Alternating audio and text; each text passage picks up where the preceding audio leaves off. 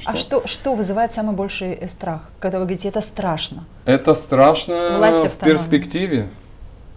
Это страшно в перспективе, потому что сегодня уже это превратилось, я не знаю во что, эти мама гагаузского народа, Евгения Гуцулова. Я просто слышал такое.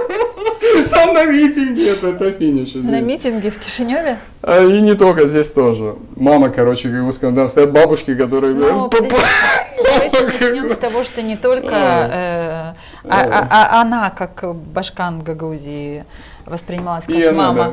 Там никому дела Был нет. еще другой Башкан, который тоже претендовал на этот статус мамы. Было Неважно, важно то, что чего-то нет в нашем гагаузском царстве, потому что что-то не клеится, и поэтому мы не можем ни Кишиневу, то бишь стране, сказать, как мы хотим эту гагаузскую автономию видеть, развивать. Почему? Потому что самый главный инструмент, который должен был быть бы у гагаузской автономии, у той гагаузской автономии, которую в 1994 году правительство, парламент Республики Молдова принял закон, и гагаузская автономия стала жить своей жизнью, все-таки главным инструментом должен был быть язык. Конечно. Культура, а потом да, естественно, безусловно, и политически. Ама, бутемель йог, этой основы нет.